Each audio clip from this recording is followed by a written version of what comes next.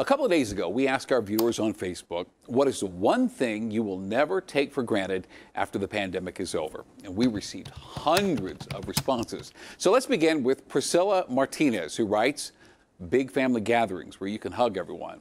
And hugs came up a lot in your responses. Linda Shano says, working in an office in contact with coworkers. A year later, she says, still stuck working from home and still feel disconnected. I'll hang in there, Linda. And Brandon Town says it's a toss-up between movie theaters and brunch on Sunday morning. Carrie Jackson writes, the ability to shake the hand of someone I admire. That's a good one. Michaela Martinez says, time. I haven't looked at the same since. She says, it's extremely precious, and I use it much more wisely now. Now, Katie Schmoll, I think, really sums it up for all of us here. She says, being able to go where I want, when I want. Amen, Katie. You know, for me, it's how precious the grandparent-grandchild relationship is. Like for so many of you, there was this large chunk of time that my 5-year-old couldn't see her grandparents. It was sad for her. It was sad for them. It was sad for her mom and me.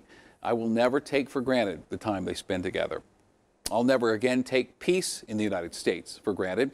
And we discovered over the last year it is a thin, brittle line that separates how we expect our politics to be carried out and the chaos it can break down into.